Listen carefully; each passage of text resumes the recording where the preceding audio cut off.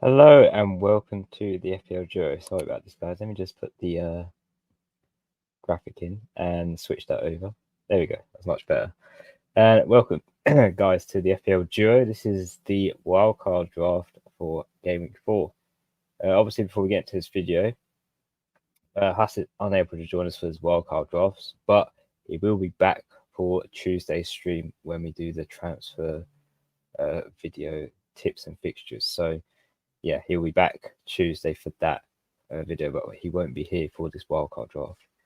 And secondly, before we get into this video, make sure you do a like, subscribe for more, and leave a comment in the section if you wish. So hopefully you guys are enjoying the international break. Obviously, it's UEFA Nations League football currently going on at the moment. And a bit of a change of schedule, obviously. Normally we see it at the end of the year rather than the start of the season, but it's a nice break regardless, I think, especially how the season has happened so far, especially for non-Haaland owners. This is a very interesting time for us because we are potentially going to use the wildcard in Game Week 4, and this is obviously why this video is here, is to show you guys what possible wildcard draft will look like if I was to do it, or obviously for you guys if you're going to consider doing it. Just off the top of my head, obviously, my wildcard is active. I've taken it into my own hands now. After seeing Haaland score back-to-back hat-tricks, it slightly made me think maybe I should use my wildcard, activate it, and build a team around Haaland now, because I don't think I can wait any longer now, as it seems like Haaland is currently on fire at the moment, and especially as a non-Haaland owner, I've missed out on a lot of points that he's accumulated, especially in the last 2 game weeks. So here we are, guys. Here we are for this this wildcard for Game Week 4. So let's begin, obviously, with the team. So to begin with, let's start with the defender and the 3 at the back. So I've chosen, obviously, a 4.5 million goalkeeper, and I've chosen the Leicester one. It obviously is Herman. I hope I said it's right, Hermanson. He has Crystal Palace away. Now, I know Leicester haven't kept a clean sheet so far this season. Arguably, yes, that's not good to have, obviously, to bring in the goalkeeper that hasn't kept a clean sheet so far, especially from a newly promoted team. But I'm more considering the money, obviously the budget, because 4.5 million. There's a lot of goalkeepers averaging the price, and yeah, that to shape that team, I've just gone with a 4.5 million goalkeeper. I mean, the fixtures for Leicester aren't that great. Aren't that bad. The toughest one is Arsenal in Game Week 6, but the rest of them are pretty green. They have Crystal Palace, which is a grey fixture in terms of difficulty, but after that they have Everton at home, which could be a good game for, obviously, Leicester in that one. Especially the way Everton have been playing in current game weeks, they haven't really got going. And after that, they got, obviously, Arsenal, but then Bournemouth in 7, Southampton in 8, and Nottingham Forest at home in 9, and Ipswich in, obviously, away in Game Week 10, so onwards. The fixtures are quite generous, I think, for Leicester, and maybe there's a few clean sheets in there for them to kick off the season, because so far they haven't had any, but they will be coming, I think, soon for them, because I think out of the newly promoted teams, I think Leicester is the best one, I think, to go there. But I've chosen Hermanson in terms of budget reasons. So let's move on to the back 3. Let's talk about these players now. So Robinson is the player that I have kept. He was in my original team. Obviously, he is the Fulham defender. The reason why I like him in this wildcard draft, he shows attacking threat.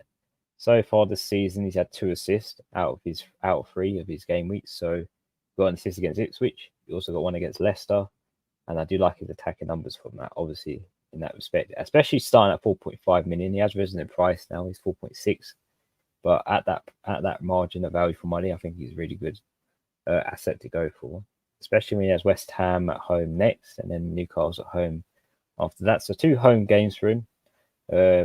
Possibly, maybe not a clean sheet, but then again, he has got 2 assists, so that does make up for not having the clean sheets in either of those fixtures where, obviously, they conceded against Ipswich and against Leicester. So Robinson can make up for it in terms of an attack and return, and that's why I decided to stick with him as one of my defenders. Let's move on to the next player. This one's a bit of an interesting talking point. That's Robertson from Liverpool. He has Nottingham Forest at home. Very good fixture at Anfield. Now, Liverpool so far, 3 out of 3 clean sheets. So, yeah, their clean sheet record is looking really good. Obviously, Ipswich was the first one, then Brentford, and then Man United, surprisingly. But they did keep a clean sheet against Man United, which you would think that normally that wouldn't be the case. Man United normally would concede against Liverpool, but in this case, no. That's 3 out of 3 for them, and I do like the new setup that obviously Slot has gone for Liverpool. The manager, he is managing players' numbers really well. Like, he isn't playing them for 90 minutes like we saw with Klopp. He is taking them off early and not playing them, like overplaying them, sort of switching them in and out sort of thing. And I think that works well with Liverpool defenders like Trent, who we saw he just play about like 70, 80 minutes and get subbed off for Bradley. Robertson, I think he played 82 against Man United and about 78 against Ipswich. So even if Liverpool go on to concede, let's say after the player's gone off, a clean sheet's already banked in for Liverpool anyway. But I do like Liverpool's fixtures in the next 3, not the Forest, Bournemouth and Wolves. So 3 strong fixtures there to keep their clean sheet record going. I think because they look pretty good in defence, midfield and the attack. I think there's no arguments there on obviously bringing in a Liverpool defender. Preferably you'd want Trent over Robertson, but for budget reasons, if you're struggling for money, Robertson's probably the next best one to go for. He does push forward in some matches too. I think notably that was I believe that was the Brentford game. He was playing really forward in that game, and his goal involvement was really high, 0.49. So he could have possibly scored in that game. So in some games he might show a bit more attacking threat, but ultimately Trent will be the best man for that if you want to get assists and goals, because I think that's where it's coming more from. But Robertson's there to cover that clean sheet for Liverpool, and that's why obviously he's in the draft. He is 6 million, I believe, at the moment, and only 6.4% owned, so he is very cheap. He's not too much money. I think Trent is a little bit more expensive, 1 million more than him. So if you can stretch the Trent, he could be a good replacement for Robertson if you want assists and possibly goals, because he is a bit more, obviously more forward than Robertson does get in matches for Liverpool. So that's the 2 defenders talked about. Let's talk about the final defender at the back 3. So that is Lewis Dunk. He's got the best fixture of Game Week 4, which is Ipswich at home. Brighton so far have been playing really well. They've had a great start of the season, winning against Everton 3-0, winning against Man United, and drawing against Arsenal, which was huge, I think, in terms of Arsenal, but in terms of Brighton as well, to draw against one of the big sides. And I think for Lewis Dunk, he's 4.5 million as well. 6.6% owned, another differential to look out for. And in some sense, I could see Lewis Dunk possibly getting an attacking return out of the Ipswich game. I could see a lot of corners from Brighton. So obviously, they're going to push a lot. There's going to be a lot of corners, set pieces. And that's where Lewis Dunk is more dangerous on those headers. Similar to Van Dijk for Liverpool, when obviously Liverpool get a lot of corners, you might see him possibly score from a header. I see that possibly coming from Lewis Dunk as well. And obviously, I do like a Brighton defender in Game Week 4 against Ipswich at home. I think Brighton assets are going to be really popular. So definitely want to include one defender. And I think Lewis Dunk is the best pick in that department. He also has Nottingham Forest at home after that, so maybe Brighton could do back-to-back clean sheets. The fixtures after that do change a bit, where they get a bit more tricky. They have Chelsea, Spurs and Newcastle after those 2 game weeks, so you may want to switch Dunk out and play him on the bench and rotate with other players with easier fixtures. But I think for the price and the value and the differential, percentage that you're getting with Dunk. I think he's a really good defender for Game Week 4 and for Game Week 5 as well. So, yeah, have a look out for that, guys. But that is the goalkeeper and defense talked about, I think, so far. So let's move on to the midfield. So this is the midfield picks that I've gone for. Obviously, let's start off with Palmer. He's currently yellow flagged. That's not really too much to be worried about. That's more for ongoing issues that apparently Palmer is having. But it's good to see that he's not in the England squad. Obviously, England just played against Republic of Ireland. He's not in the Nations League, so he won't be playing there. I think that's obviously a good rest for him. About 2 weeks rest for Palmer. He should be fine for when Chelsea play Bournemouth away in Game Week 4. But again, he's another player that has rocketed off the season, 4 assists and 1 goal so far out of 3 game weeks. I'd say that's pretty good for the price he is at, 10.6 million. Definitely worth every penny, I think, so far if you've had Palmer up to this moment. 41% owned, so a lot of players do have Cole Palmer. I originally didn't in my team, but I think we definitely have to include Palmer as well in this wildcard draft. We can't ignore Chelsea's next 4 fixtures: Bournemouth, West Ham, Brighton, Nottingham Forest. 4 good fixtures for Palmer to possibly keep his returns and attacking threat going in terms of assists and goals, whichever way they come from. Obviously, he won't be much of a rank gainer because he is highly owned, but he's definitely a person that you'd not want to go against in obviously his wildcard draft.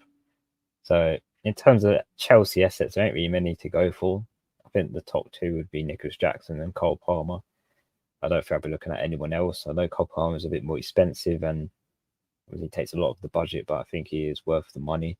There is that argument between Palmer versus Saka, but so far Saka's numbers have been less than Cole Palmer's. So arguably you'd say Palmer has the better run of fixtures too over Saka, even though Saka hasn't blanked yet, as well as obviously Cole Palmer. It's just he's had more involvement, Palmer, in terms of goals and assists. He did blank obviously against Man City in the first game week, but yeah, I do prefer, I think, Cole Palmer over Saka. Obviously that will change later down the line because you might want to switch out Saka when his fixtures do turn easy and Palmer's turns more tricky. But I think from Game Week 4 onwards, Palmer is the choice for me.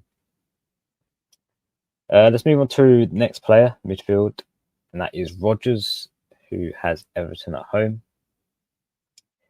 and obviously from Aston Villa. So Rodgers hasn't had a single return yet. He's played 90 minutes in each of his games.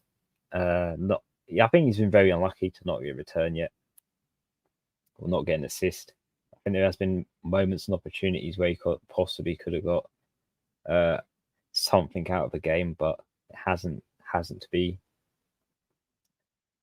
At 5.1 as well, he's a steal, I think, in terms of Aston Villa fixtures, especially when we've seen Watkins not up to scratch. Plus, he's not playing 90 minutes either. He is rotating with Duran now. So there is a bit of obviously a rotation risk and minutes risk over Watkins. So maybe Rodgers, who plays 90 minutes for Aston Villa so far, could be a better option to go for longer term for Aston Villa.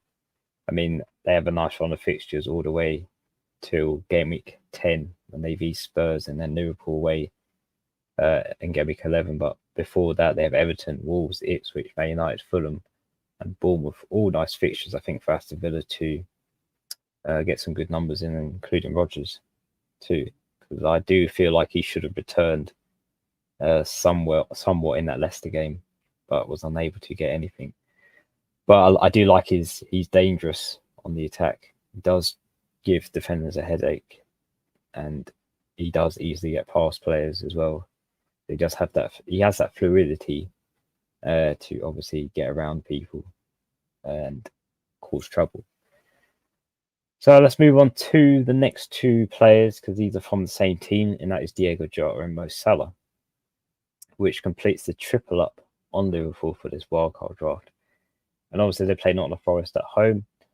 Arguably, I think, in terms of attacking options, Luis Diaz, Diego Jota and Mo Salah are the best 3 to go for. So Diogo Jota could be Luis Diaz, or vice versa. But I've decided to go with Diogo Jota because I do like obviously Diogo Jota's numbers. He's not a 9-minute player, obviously Jota. He has played about 70 plus minutes in each game week, so bear that in mind. That he possibly won't play the whole game. But Liverpool do have the nice fixtures, like I mentioned. So you're going to need an attacking player in the midfield like Jota, who could get you those nice numbers. So far, he's had 1 goal and 1 assist.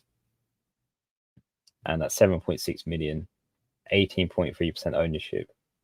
He's probably second or third best to Mo Salah in terms of that midfield for Liverpool. And yeah, if you do want to include someone else rather than having Mo Salah as well, just to get your numbers up a bit more in terms of ranking, because Salah is I would say he's almost template, because 42% own. A lot of us do have him, and also he's a captaincy option too. So you'd want another addition in that Liverpool midfield, and I think Diogo Jota is the best one to go for. And again, this is what I'm talking about with slot managing minutes for players. Diogo Jota is injury prone. Fingers crossed he stays fit. But eventually, I think in the season, we are going to see Jota get injured. Rather than it being the chance, it's most likely going to happen, hopefully not anytime soon, especially when we're deciding to wildcard in game week 4. But I do think he is a great option alongside Mo Salah in that attack for Liverpool. I think that pretty much covers both players in that sense, because not really much to talk about with Salah. We know how great he is. There's no arguments there. So he's definitely included in his wild draft as well. Potentially, he also is keeping up with Haaland in that sense too. So let's move on to the last midfielder. That is Mitoma, who's got Ipswich at home. So there is a lot of midfielders you could possibly pick to fit that Brighton slot in the midfield, but I've chosen Mitoma as one of them. I mean, he pretty much plays 90-minute football. I mean, he played 84 against Arsenal, 89 against Man United, and 88 against Everton. He gets subbed off really late, so I don't think that really matters much about his minutes. But considering he plays that many, he's got 1 assisted, 1 goal so far. I like the way he plays. Very attacking midfielder, and he does provide and finish balls for Brighton. And as last season, he was a great asset to own when Brighton had really nice fixtures. And I'm liking the way Brighton look. They've had a good start to the season, and that's always a good sign, obviously, to bring in players like him. There's also other players like Minter, Adingra. Adingra could be a rotation risk though, but possibly a good one nonetheless. And others such as like João Pedro and Welbeck. But I like Mitoma as an option. 8.4%. Again, that's another differential. There was a few differentials in this wildcard draft that I wanted to go for. Hence why Mitoma is obviously one of them. He does pick up some bonus points as well. He got, I think, 1 bonus point against Man United. So you can provide that additional bonus points as well for your team.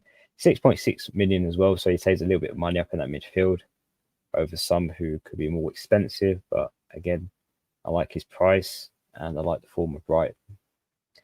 So that completes the midfield, guys, for this wildcard draft. Let us move on to the selection on the bench and the forward, obviously, 2 that I've gone with.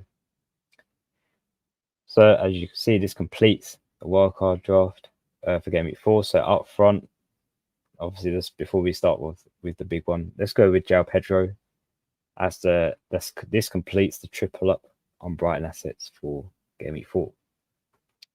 And I think João Pedro will be very popular in terms of a draft or in terms of at least a transfer. Just because he looks good. He looks absolutely great. He's playing pretty much 90 minutes as well. He played 9 minutes against Arsenal and Man United. And I think in both of those games, well, obviously he scored in both of those teams. And it's not the easiest feat to do, to score against Arsenal and score against Man United. So he is probably a steal at 5.7 million for Brighton, I think. And he's on penalties too. So you've got all the benefits of João Pedro right there for a cheap value for money price. And he's on form.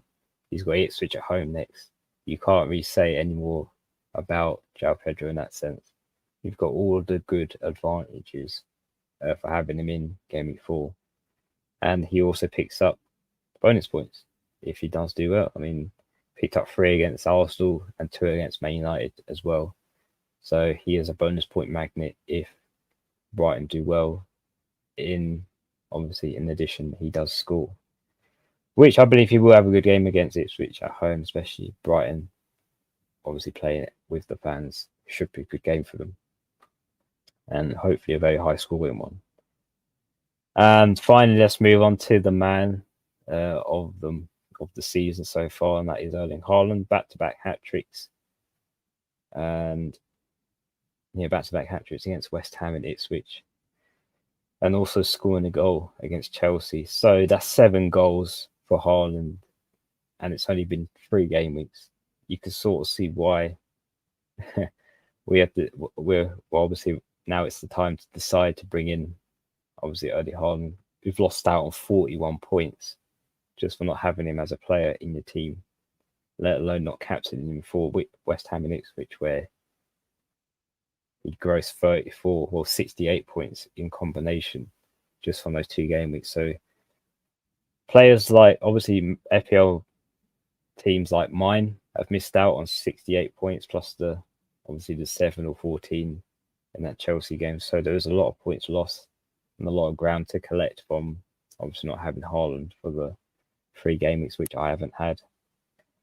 15.2 million now in price, so he is very expensive. But the way he's delivering goals at the moment, I think that justifies his price in fantasy. I mean, we thought that if his price was that much, we could get away with not having him in our teams.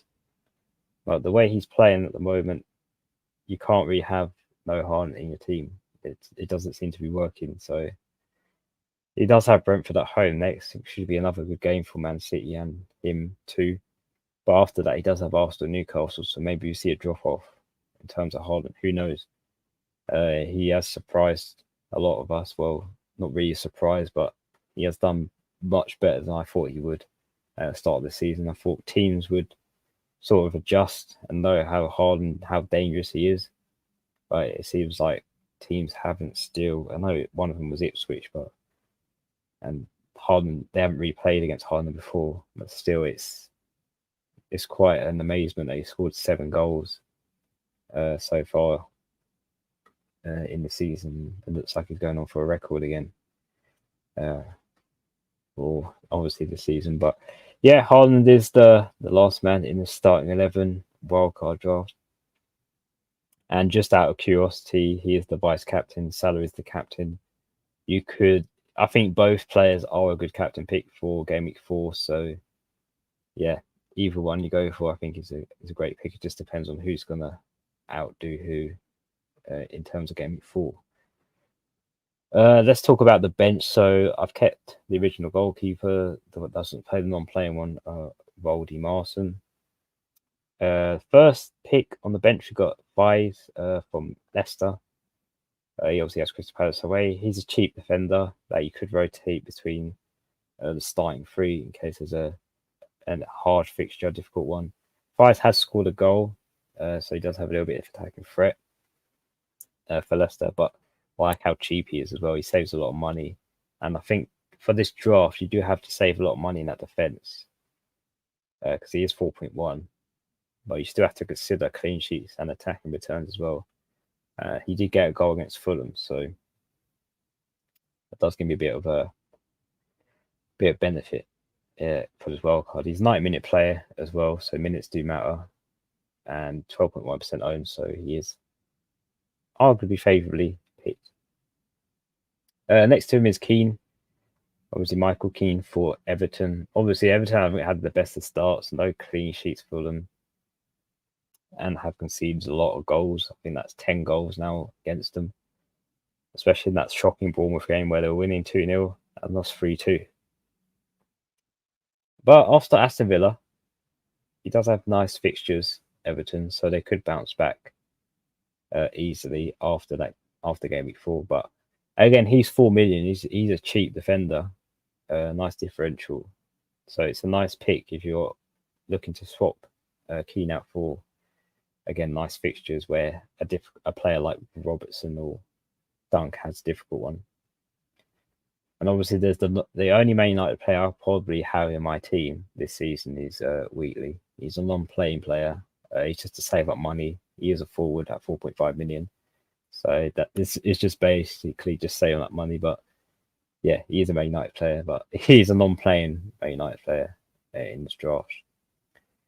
So that's pretty much the bench, starting 11 guys for this wildcard. The team value for this wildcard currently is 99.8, so it is affordable if you've got 100 million. Let's say you've still got 0.2 million in the bank, so there is some flexibility if you want to push for someone that's a little bit more expensive. Obviously, it's unlimited transfers because the wildcard is active, and it's a 3-5-2 formation. Again, I think it's a popular formation. A lot of the majority midfield are going to score, get nice returns, and I think the forwards at the moment not really got going. I mean, some have, but I think I prefer 2 instead of 3 up front, and going with 5 in the midfield and obviously 3 at the back, because obviously we don't see that. Obviously, big at the back went out of fashion, I think, 3 seasons ago, because we don't see many clean sheets in these current seasons, especially game week 3. There was 1 clean sheet, and that came from Liverpool.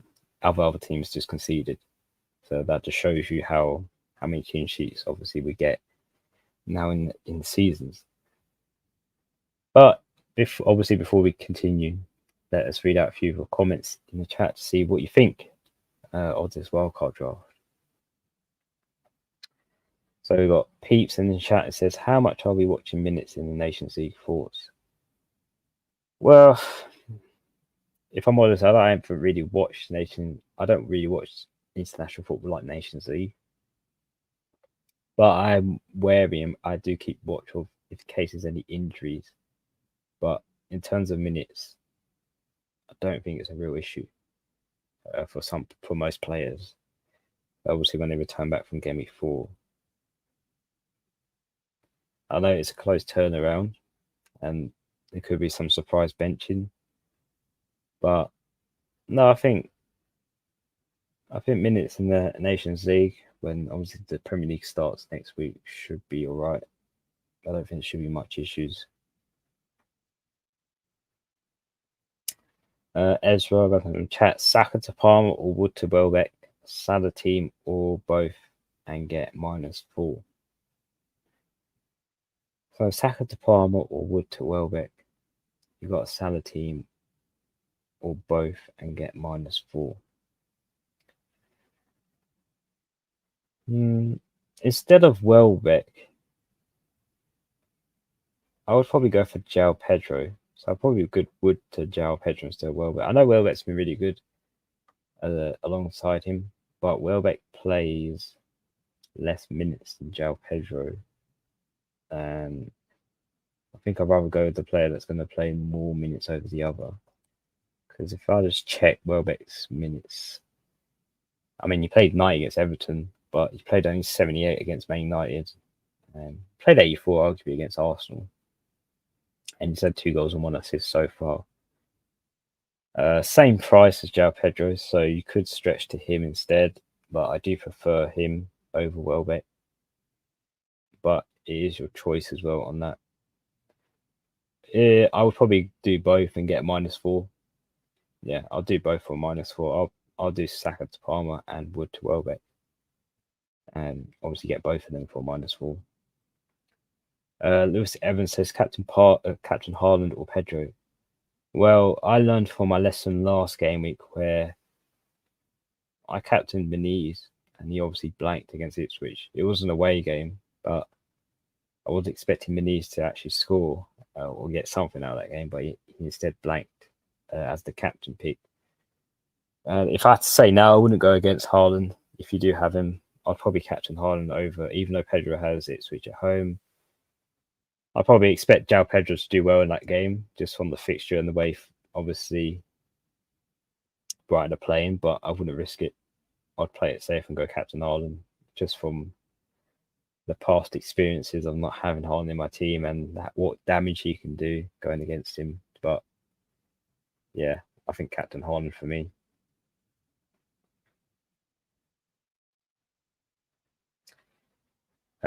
So we got my teams covered his points, but just captain the wrong person each week could have feasted. Yeah, I've been a bit like that as well. I've captained the wrong player. I should have captained Salah last week instead of Muniz, but I went with the fixture rather than the form of the player. Elika, welcome. Hi, Jordan. How many players do you think you need to be unhappy with to play the wildcard in case? In my case, I'm unsure if 3 players. I'm unsure. I'm unsure of 3 players' thoughts. I mean, how many players do I think you need to be unhappy with?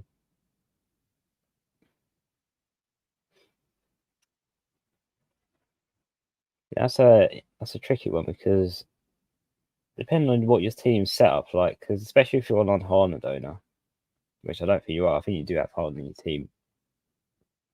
So let's say you have Haaland and maybe Cole Palmer, you're missing out on Salah. That's only one of the real players I'll be missing out on in terms of that choice. But if you're unsure of 3 players, you could possibly, depending on how many transfers you have, you could get away with just doing transfer moves for them. But if it means you have to obviously change the whole team around to get those 3 players swapped out for the ones you want, then maybe the wild card is the best way to go forward with. But if your team doesn't need it, I wouldn't use it. If your team is decent enough to look good in Game Week 4, then I'd probably save it later down the line. I think this wild card is mostly for those who don't have Harden in their team, because we have to reshape and reform the whole structure because he's 15 plus million, and we've shaped it around Salah and invested more money in defense. With this one, you've got to invest less money in defense, more money in the midfield to work around Haaland. So no, I think in terms of how many players you need to be unhappy with, I think you have to be happy with a lot, especially obviously Haaland. But no, I think save the wild card if you're unsure of 3 players. Sol from the chat, what would be your plan B if Pedro drops in form? Also, do you think Pedro Haaland becomes very template? I think if João Pedro and Brighton still keep going, obviously still keep this run of form that's currently flowing for Brighton, yes, he will eventually become very template. But the way it's looking at the moment, template, I think, is the way to go. I think, especially for non-Haaland owners, we have lost a lot of points from not even owning Haaland in the team. So I feel like we do have to go a bit more template, a little bit less risky, just to regain some ground a bit, to catch up to those Haaland owners, especially to those who captained him for those back-to-back hat-tricks. So yeah, I don't think it would matter much if he does become very template. At least you've got him as cover. Obviously, if he does really well and he keeps his run of form up. But if he does, then you could switch to Welbeck if you want to mix up a bit, but I would probably keep him if he does become template. Same with Haaland, really. You can't go against Haaland at the moment. 7 goals in 3 game weeks. It's hard to go against him with that run of form. It's unpredictable what his next return will be. So I think, but yeah, I think in terms of plan B, if the Pedro move doesn't go down well, you could either switch to Welbeck, or in terms of forwards around that price mark, just checking in terms of forwards, you could go for Semenyo, who's 5.6 million for Bournemouth. He's had a really good start for them as well. He's had 2 goals and 1 assist, so he's 5.6, a little bit 0.1 cheaper as well. But he obviously is a midfielder now, so my mistake on that. But you could drop João Pedro to a non-playing forward and possibly upgrade the midfield in case of the worst case scenario for João Pedro. Dewey says start Rodgers or Armstrong. I'll probably start Rodgers against Everton at home, definitely over Armstrong. I think Rodgers has been unlucky, like I mentioned, to not get a return yet, but I think one is coming through him, and he is playing well for Aston Villa. Probably one of the best players currently that Aston Villa do have on the pitch, that in terms of form and danger, he does provide both. Yor says you need a triple midfield with DS plus. You need a triple Liverpool midfield with DS plus Smith Rowe. My rank is currently 2,815 with Haaland in my team. Yeah, it's a very good current rank. Really up there in the top nitty gritty area. And yeah, I do agree. You need triple Liverpool. And triple Liverpool attack isn't such a bad idea at the moment because Luis Diaz, Diego Jota, and Haaland, not Haaland, but Salah, all of them three are doing really well. The only thing is, I don't think that will happen consistently every week because eventually there is going to be some injury issues coming along, like Jota, for example, is injury risk. Possibly Luis Diaz can be as well. But if you want to go, if it is currently working for you at the moment, which it seems to be, triple Liverpool midfield might not be such a bad idea, but that does use 3 midfield slots up and only leaves you with 2. So bear that in mind in case of anything that happens in terms of Liverpool assets. And plus Smith Rowe. I like Smith Rowe, it's just his minutes that worry me. It's just the amount of minutes he plays. I kind of preferred if he played a little bit more. Because he plays 60 against Man United, 68 against Leicester, and then 70 against Ipswich. He's slowly getting minutes gradually, but yeah, I just don't know Smith Rowe. I mean, he's had 1 goal so far, which is a good return against Leicester. I guess wait and see for that. I was going to include him in this draft, but been considering minutes in between players and opportunities for more minutes, I think. Ezra says, I'm thinking about Welbeck because everyone going João Pedro. I'm trying to go different, and there is a chance João Pedro will not start or play less minutes because he has been with Brazil. Yeah, that is possible as well with the Nations League currently ongoing at the moment. It could mean João Pedro does get possibly benched or comes on for a few minutes for game week 4. It would be very unfortunate, and I can see where you're going with that. Obviously, Welbeck could be a great option if João Pedro does end up being benched, and it is different too. But I still like João Pedro as a long-term pick after that if he doesn't play or start against Ipswich.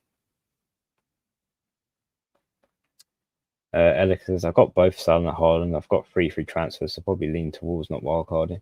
Yeah, look, I did think you had 3 free transfers because you said you did roll the last 2 game weeks. So, yeah, I'd probably use the 3 free transfers you have instead of wildcard. You can get away with that. If you can make the 3 moves with the 3 players you want to switch out for the ones you want, I think that's a better avenue to go down rather than using the wildcard to switch out the 3 players you're unhappy with. Sol says I end up taking a hit. Trent to Robertson, Rodgers to Eze, and Muniz to Wissa. Planning for the upcoming fixtures. Muniz and Rodgers have been very frustrating to watch. Yeah, fair enough with Muniz. He has been very frustrating. 0 returns, 3 blanks in a row for him. And I totally agree with you.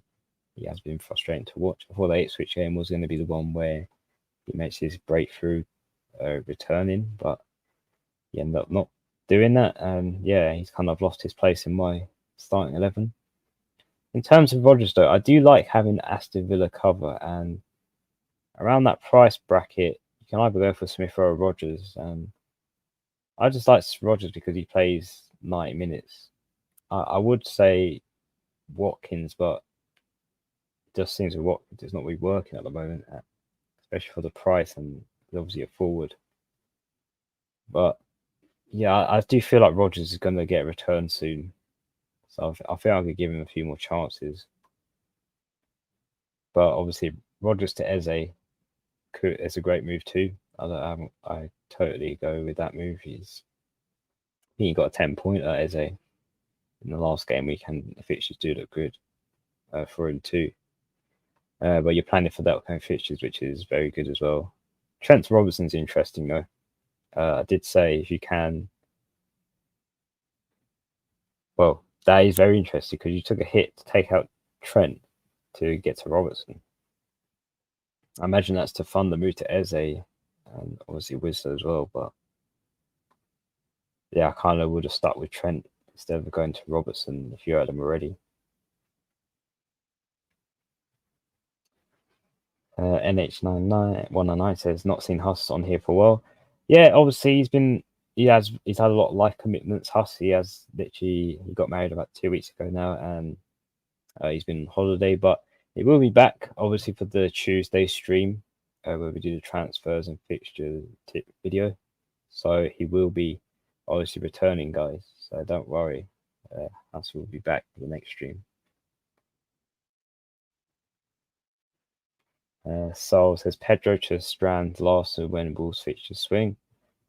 Yeah, I think the Wolves have to wait and see to how they get on, because so far I haven't liked the look of Wolves at the current the way they are at the moment. It's conceding 6 to Chelsea and whatnot, and drawing to Nottingham Forest. Yeah, definitely a wait and see for bringing in Wolves assets.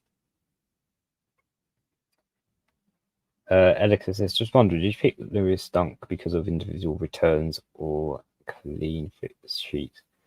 I think it was more for clean sheets, Elika, because obviously last season we did see Brighton struggle a lot in terms of keeping clean sheets. I think they kept like 3 or 4 last season, so that it was very, very rare for seeing Brighton not concede. But means I know so far they've kept one only against Everton, but surely they keep one against Ipswich and Nottingham Forest at home. So I'm looking at more of the clean sheets for Brighton rather than individual returns. I mean, if Dunk does get an attacking return, that is a bonus because I do feel like he will get one against Ipswich from possibly a corner. He has done it before against easy opponent teams that struggle with tall defenders like him. So yeah, he's just a little punt to go on as well if he does get an attacking return, but it is mostly because of the clean sheets value could provide. Krogsberg, welcome. What about transferring Trent to Robertson, Archer, Al Pedro? I'm on Haaland and Salah draft. Yeah, I don't think, guys, you should be taking out Trent and downgrading him to Robertson. Obviously, I've had to include Robertson in this instead of Trent, but I would have liked to have Trent there instead of Robertson. I think Huss would agree with me with this if he was here. Trent is the best defensive option you could possibly go for, not just for Liverpool, but in terms of a defender in FPL, he is the best one you could possibly have at 7 million as well. He's had a downgrade. I know it's a lot of money to invest in that defense, but if you can stretch the Trent and still have a relatively good team in that midfield and attack, then I'd probably keep Trent. I mean, Robertson's second best option as well, but Robertson isn't going to give you the assists and possibly the goals that Trent will provide you with. So if you definitely can't afford Trent, then yeah, I'd say Robertson. But if you can get Trent in your team and have him there, I wouldn't be taking him out. I'd be keeping Trent. Even regardless if it does mean I can bring in the João Pedro, like it says, obviously in your comment, Krogsberg, I'd have to find another way. I just think Trent is so viable for Liverpool that it does overtake Robertson. Obviously, to predict the rest of your comment on the Archers, João Pedro, and you want a Haaland Salah draft yet. And I would have to find another way to get João Pedro in. Going from Trent to Robertson, I don't think is the way forward for that. Elika says, what midfielders would you guys pick with a capacity of 13.8? Had to get rid of Bruno the fraud. Yeah, a lot of frustrating Bruno Fernandes owners, including myself. I did have Bruno previously in my team, but got rid of him after game week 2. In terms of capacity at 13.8, Well, let's start with the cheap options. So you've got Rodgers, you've got Matoma, Diego Jota. Trying to think off the top of my head. Got Semenyo. He's a very good pick, 5.6. Smith Rowe, if you don't mind the minutes, he provides. But Adingra again as well for Brighton. Bit of a rotation and minutes risk, but it could be another good option to go for at cheap value. But there's a few cheap options. Alongside them, could possibly go for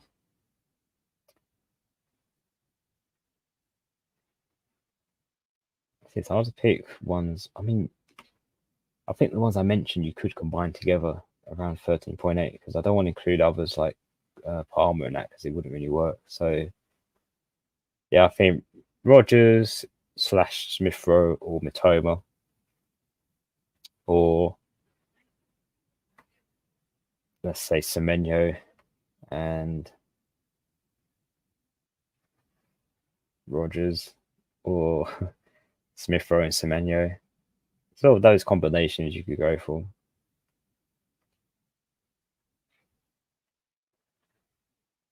So I was looking forward to Solanke making a return. Hopefully that will shake things up. Spurs have a good fixture run. Yeah, I think Spurs are a bit underlooked. I mean, considering there's no Spurs in this current draft I have done, especially and no Arsenal too. Yeah, maybe Spurs is underlooked. I mean, Son's had a really good start to the season as well. Scoring 2 goals against Everton at home. I mean, he did blank against Leicester and Newcastle, but he's still good at returning. 90-minute player too, main man for Spurs. Does have Arsenal next, but I think Spurs options do become popular after game week 4. But yeah, it would be nice to see Solanke back in action. Sorry if I missed it. Who are the players on your bench? Oh yes, sorry, NH9. Volney, Marson, Fies, Keane, and Wheatley, as you can see on the screen. This current wildcard draft is obviously what the team would possibly look like if you are wildcarding for game week 4, and that's a cheap bench option. But it's got 2 players playing, with a non-playing forward on there too, and also including the goalkeeper.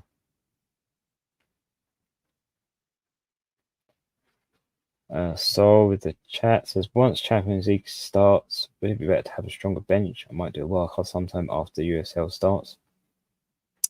Yeah, absolutely. I think in terms of Champions League football, when that does kick in, a strong bench is always nice because we do see a lot of injuries pop up and a lot of flags. And I think having the extra decent bench cover does work. It's obviously going to be tricky to do that when you've got Haaland, Salah, and Palmer in your team. But at some point, obviously, you will have to obviously downgrade someone in your team to afford a better bench. But yeah, if you are saving a wild card after USL starts, that's a great strategy to go for. Crossbow says, how serious is Gusto injury? I'm not sure off the top of my head how serious Gusto injury is. Obviously, nearer the time, we'll see. Come deadline stream, I'll probably give you more information on that, Crossbow. But for the current moment, I'm not sure how serious his injury is. Ezra says, solution 2 for me is upgrade Isaac to Haaland and downgrade Saka for a hit. Have 6.2 million for midfielder, but I don't like that long term because Haaland is against Arsenal next and Isaac fixture is not bad. Thoughts? Yeah, Newcastle. Again, I haven't got any Newcastle players in my team. I know Isaac obviously returned a goal against Tottenham, getting the 9 points, and he does have a nice fixture against Wolves away in game week 4. I'm just not sure about Newcastle away. It just seems a bit odd and strange when Newcastle play away. They just don't seem the same when they play at home, and that's a bit screwed. Obviously, because we were going to get rid of Isaac if he didn't get that goal against Spurs. So it is interesting of the change of opinion it does make when he does score. Because I think if he didn't, we would be getting rid of Isaac instead of considering keeping him. But yeah, I do agree. The fixture is not bad.